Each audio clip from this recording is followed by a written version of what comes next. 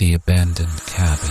It was supposed to be a fun weekend getaway for a group of 5 friends. They had rented an old cabin in the woods, away from the hustle and bustle of the city. The cabin was isolated, with no neighbors in sight, but they were excited to be surrounded by nature. As soon as they arrived, they noticed something was off. The cabin had an eerie feeling to it, and they couldn't shake off the feeling that they were being watched. They tried to dismiss it, thinking it was just their imagination. But things started to get stranger as the night progressed. They heard strange noises, footsteps in the hallway, and doors opening and closing on their own.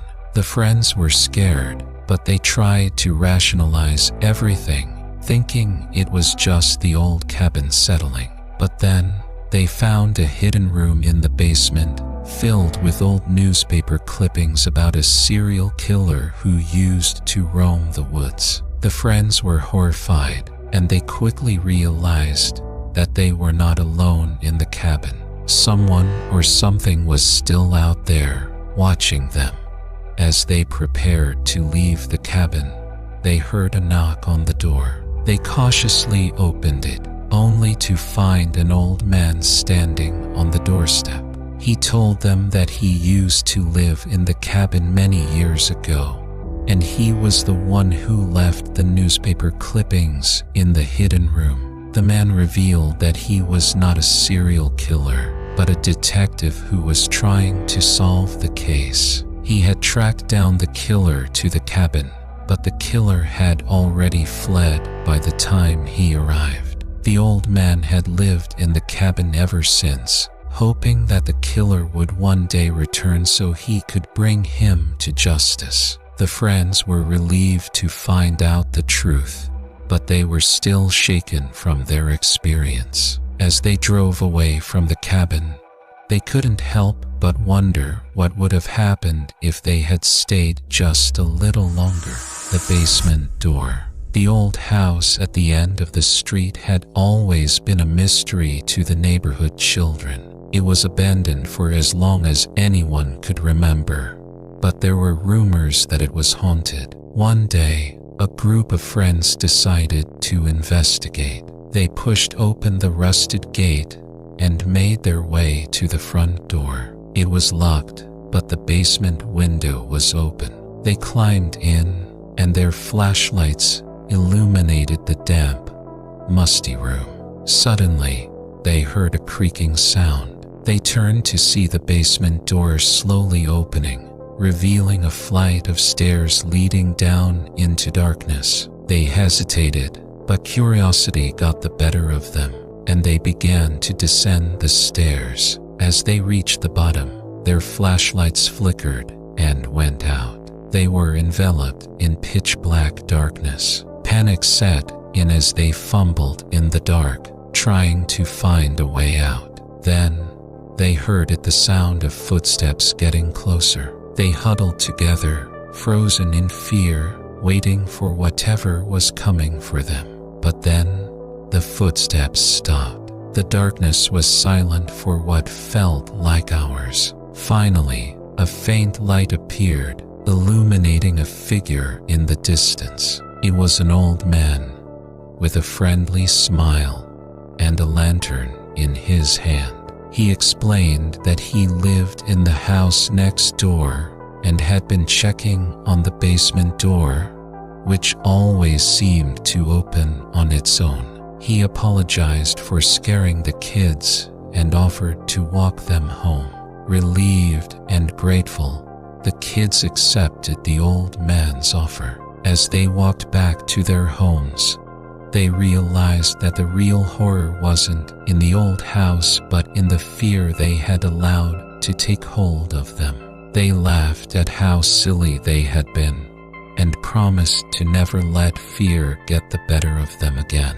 The unexpected ending was the realization that the old house was not actually haunted and the scary experience was just a misunderstanding. The true horror was the fear that the children allowed to control them.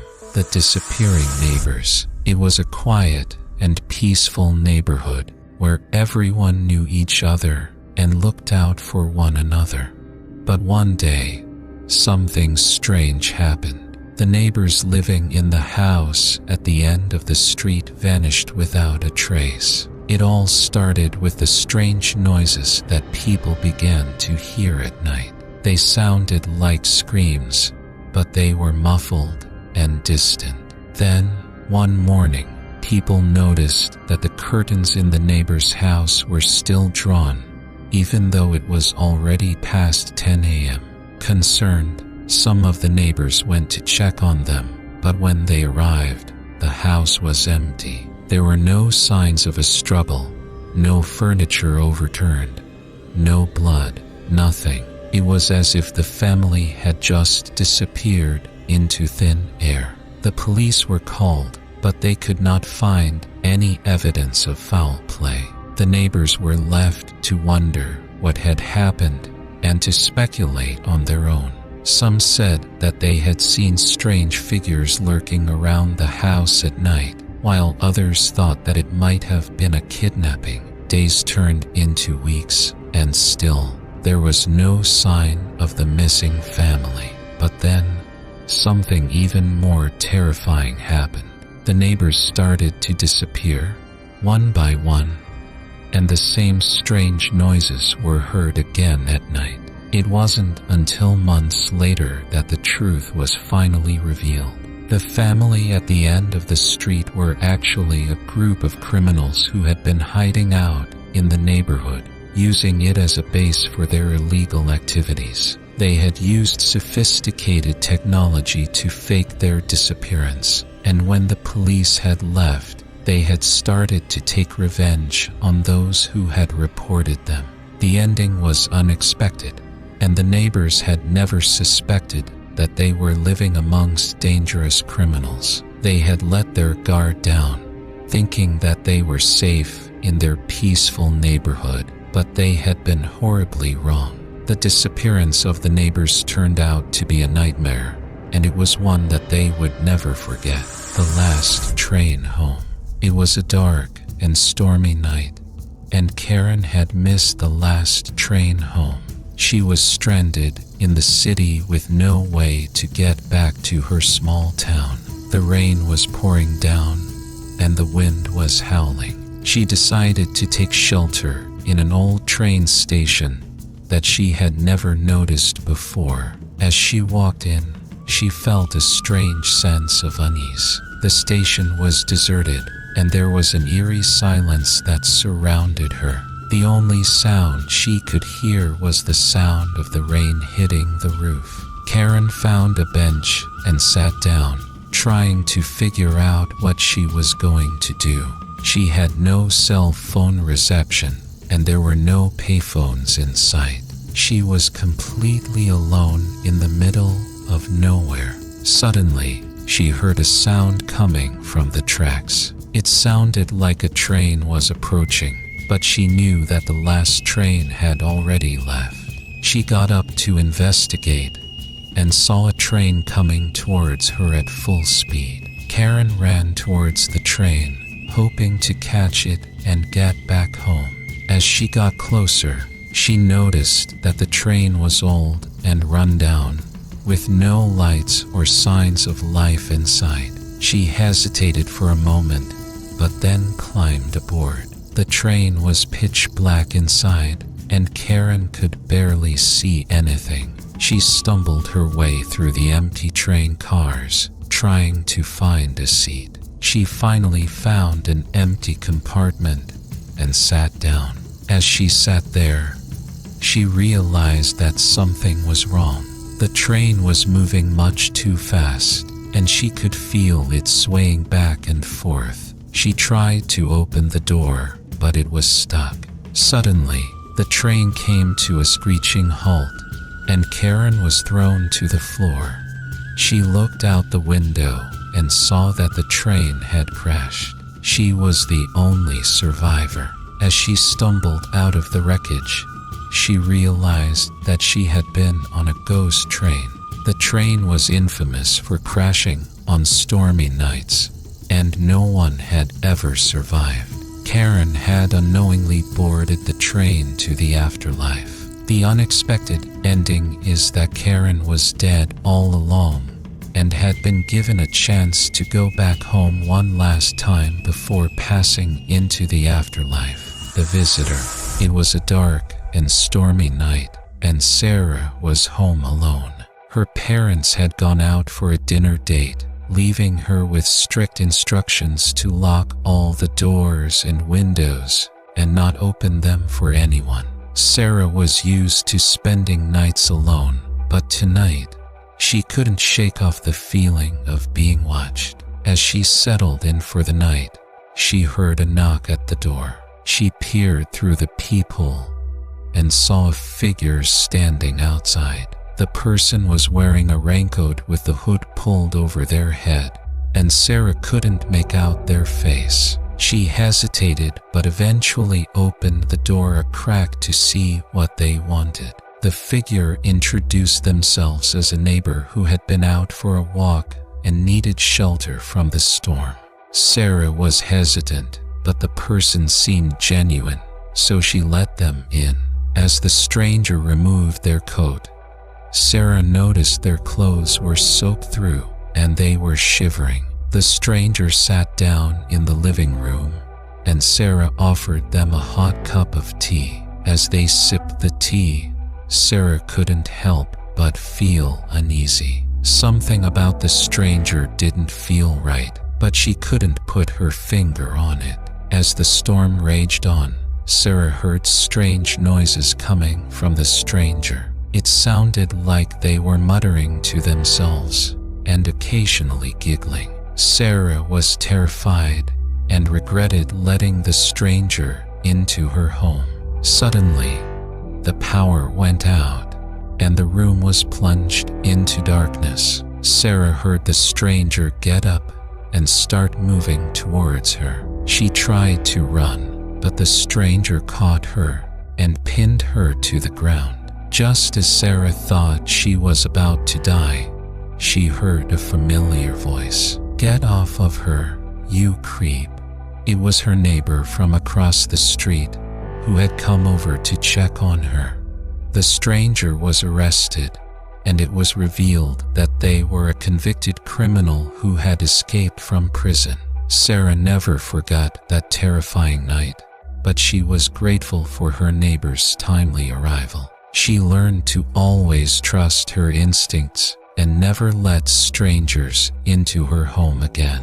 The empty house. It was a dark and stormy night when Sarah and her friends decided to explore the abandoned house on the edge of town. They had heard stories about the place being haunted, but they didn't believe in ghosts. As they walked through the creaky old house, they couldn't shake the feeling that they were being watched. Suddenly, Sarah's friend Jenna screamed, pointing at the window. There was a shadowy figure staring back at them. They all panicked and ran out of the house as fast as they could. Days later, Sarah couldn't shake the feeling that something wasn't right. She decided to go back to the house alone to investigate. As she walked up to the front door, she noticed that it was slightly ajar. She pushed it open and stepped inside. The house was eerily quiet, and Sarah felt a sense of unease as she walked from room to room. Suddenly, she heard a faint whisper. She froze and listened carefully. The whisper turned into a voice, and the voice turned into a scream. Sarah's heart pounded as she followed the sound to the basement. As she descended the stairs, she saw something that made her blood run cold. There, in the dimly lit room, was a figure wearing a mask. It turned and looked directly at her, and Sarah realized that it wasn't a ghost at all, but a real person. The figure lunged at her, but Sarah was quick and managed to escape. She ran outside and called the police. When they arrived, they searched the house but found nothing. It was as if the person had vanished into thin air. As the days passed, Sarah couldn't shake the feeling that the figure was still out there somewhere, watching her every move. She started to become paranoid and feared for her safety. But one day, she received a letter in the mail. It was from the person who had attacked her in the empty house. They explained that they were a vigilante who had been watching the house, waiting for someone to break in. They had been wearing a mask to protect their identity. Sarah was shocked and relieved at the same time. She had been scared for nothing. The vigilante had been watching over her, and she had mistaken them for a dangerous intruder. From that day on, Sarah felt a newfound appreciation for the people who protect their communities, even if they have to do it in secret.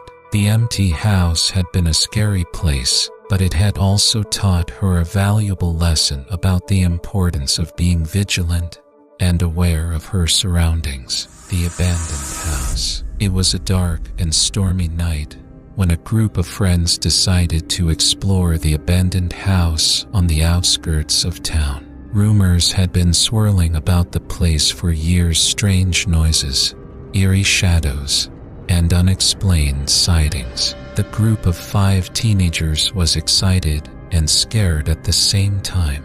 As they approached the house, the wind howled and the rain beat down on the roof. They pushed open the creaky door and stepped inside, their flashlights casting flickering shadows on the walls. The air was damp and musty, and the floorboards creaked under their feet.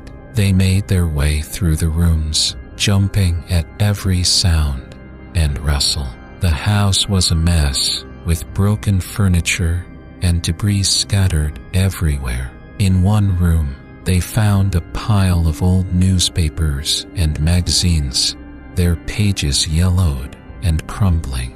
Suddenly, they heard a loud noise from upstairs. It sounded like something heavy had fallen.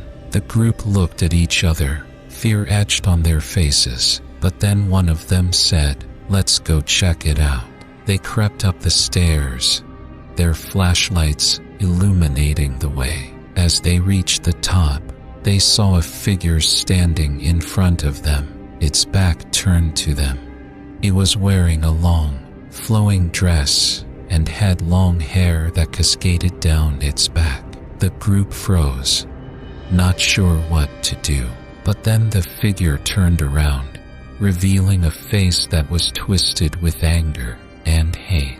The teenagers screamed and turned to run, but then something unexpected happened. The figure started to laugh. It was their friend, Sarah, who had dressed up in a costume to scare them. They all laughed in relief and hugged each other, glad that it was just a joke.